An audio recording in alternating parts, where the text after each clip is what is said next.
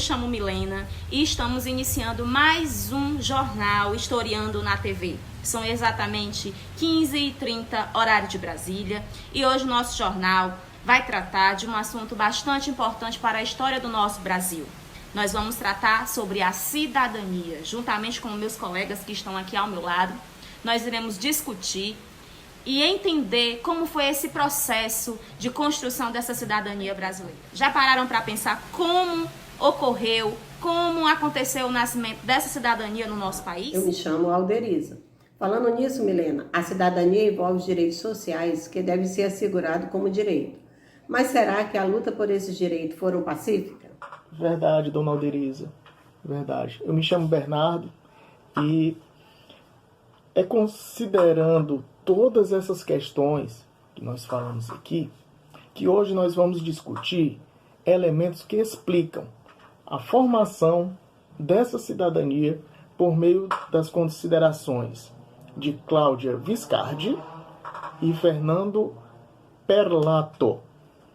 O texto que nós vamos analisar deles é o texto Cidadania no Tempo Presente. Certo? E tudo isso nós veremos no meu, no seu e no nosso Historiando na TV. Mas o que é cidadania? Cidadania é a condição da pessoa que, como membro de um Estado, adquire um conjunto de direitos ou civis ou políticos ou sociais previstos em lei. No Brasil, a cidadania é discutida a partir da Constituição de 1988, que com seus conjuntos de deliberações atribui o título de Constituição Cidadã. Mas para essa cidadania ser alcançada, tiveram que acontecer muitas lutas. Não veio de forma gratuita, não veio porque estava na Constituição. Não. Muitas lutas aconteceram. Os direitos de cidadania sempre são condicionados às lutas. E é através dessas lutas que iremos mostrar o avanço da cidadania no Brasil. De acordo com o texto, foi um processo de construção coletiva, de perdas e ganhos, de disputa de poder de grupos com diferentes interesses, para que seus interesses prevalecessem. Por isso, vamos destacar alguns segmentos sociais de grande relevância. Vamos comigo. O primeiro grupo que nós iremos analisar é o que diz respeito ao direito de gênero, aos LGBT e cidadania. E quando falamos sobre essa temática, sobre gênero, LGBT e cidadania, nós devemos lembrar que existe uma disputa muito grande. E por essa razão a luta acontece de forma muito acirrada. Por quê? Porque a nossa sociedade é uma sociedade onde o machismo é muito forte. E somado a isso, a homofobia ela também prevalece. Além desses dois pontos, o conservadorismo e o preconceito, ele é muito enraizado na nossa sociedade. Por isso, os movimentos sociais relacionados ao feminismo, defesa da igualdade de gênero e contra a homofobia, têm que estar a todo momento denunciando as opressões e sempre pressionando para que as reivindicações desse grupo virem direito. Um marco na luta das mulheres em defesa da equidade foi a criação em 2003, durante o governo de Luiz Inácio Lula da Silva, da Secretaria de Políticas para Mulheres, o SPM, que em 2015 junta-se com outras secretarias compondo o Ministério das Mulheres, da Igualdade Racial e dos Direitos Humanos. Vejam a importância de se unir e lutar por seus direitos. Em 2012, ainda nessa luta de expansão dos direitos das mulheres, houve a aprovação da Lei 12.605, em que diplomas de mulheres deveriam obrigatoriamente ter a flexão de gênero. Essa lei ela estabelece a obrigatoriedade da flexão de gênero em diplomas de mulheres, garantindo que todas as profissões pudessem também ser nomeadas no feminino, com o intuito de contribuir para a promoção de uma linguagem não sexista. Nós estamos mostrando aqui só alguns exemplos, né? Nós temos que notar que a luta das mulheres foi muito grande, mas muito grande mesmo. Agora imaginem vocês a luta da população LGBT, pois o avanço nas políticas públicas direcionadas à população LGBT, elas só ganharam espaço significativo nos últimos anos, graças à pressão dos movimentos sociais e organizações vinculadas ao tema, como por exemplo a Associação Brasileira de Gays, Lésbicas, Bissexuais, Travestis e Transsexuais, ABGLT, e uma das ações mais significativas desses movimentos para dar visibilidade e chamar a atenção para as reivindicações da população LGBT é a chamada Parada do Orgulho LGBT.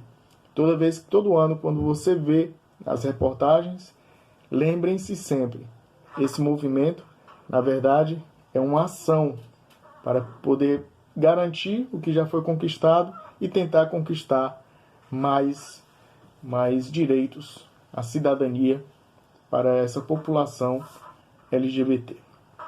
E dentre os avanços dessa luta, acredito que o mais significativo dos últimos anos foi concernente à cidadania LGBT, que em 2011 o STF ele reconhece a união estável para casais do mesmo sexo. E isso é muito importante, pois lhes assegura a possibilidade de terem os mesmos direitos que antes só eram atribuídos na união estável heterossexual.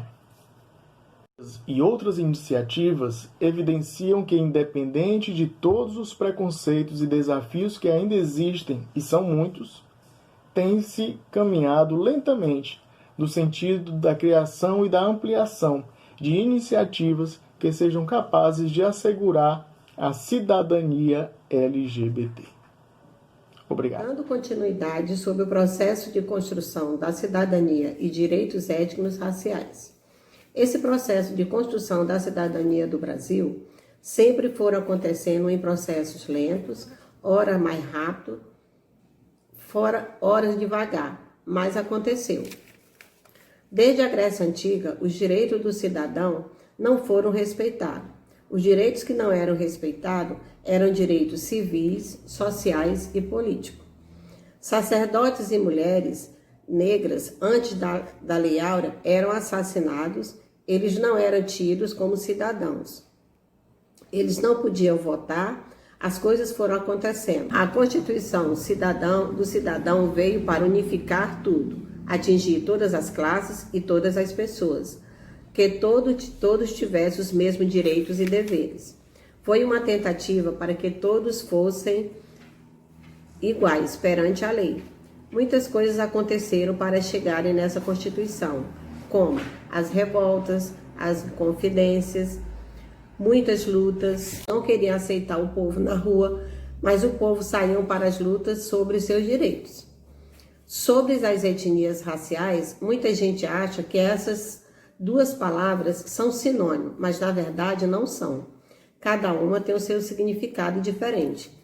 Etnia guarda relação com processos culturais, a formação cultural de determinados povos, a linguagem, os costumes e as crenças. Raça é uma questão biológica que associa-se a diferentes povos, cor da pele, a textura do cabelo. Por isso falamos às vezes em raça negra. Isso seria uma etnia. São especificidades culturais. O negro insere-se dentro do contexto da raça humana.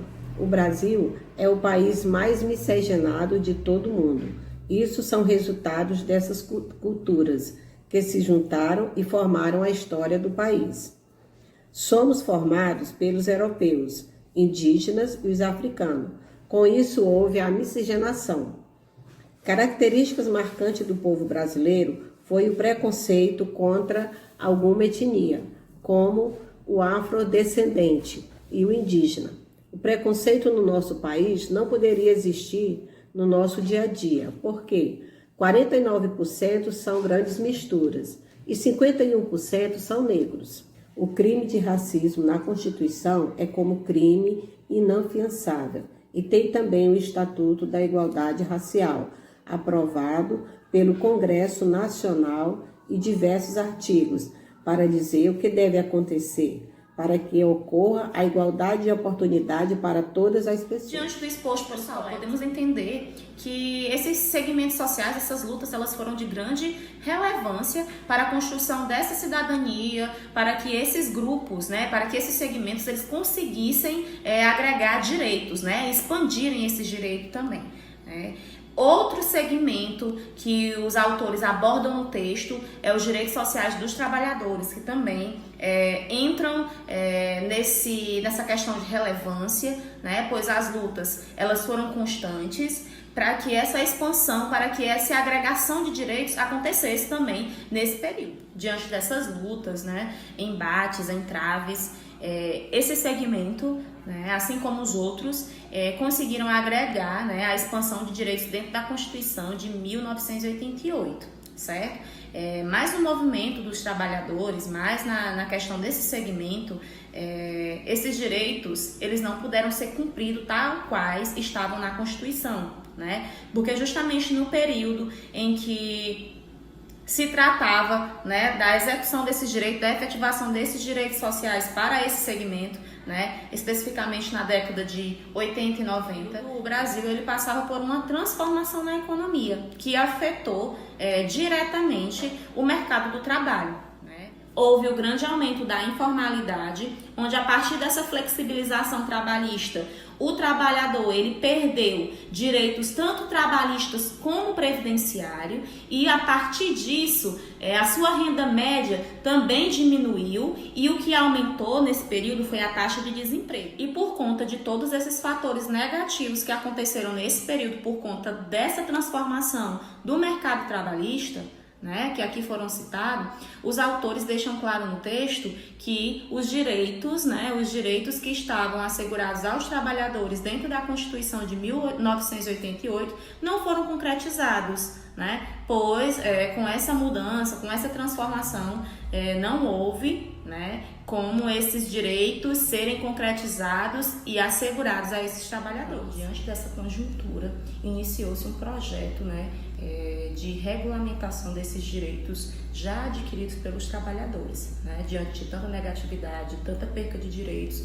eles foram à luta com a finalidade de fazer com que esses direitos, né, que já eram assistidos na Constituição, eles se concretizassem, eles fossem assegurados a eles, mesmo nesse período de transformação do mercado trabalhista. E além da regulamentação desses direitos previstos, esses trabalhadores eles também conquistaram direitos como, por exemplo, de associação, de sindicatos e também a questão, né, de que o Estado ele não poderia intervir em nenhuma manifestação das suas organizações. Então, em outras palavras, esses trabalhadores eles conquistaram o direito, né, de anular a questão da intervenção do Estado na regulação dos direitos sociais, né?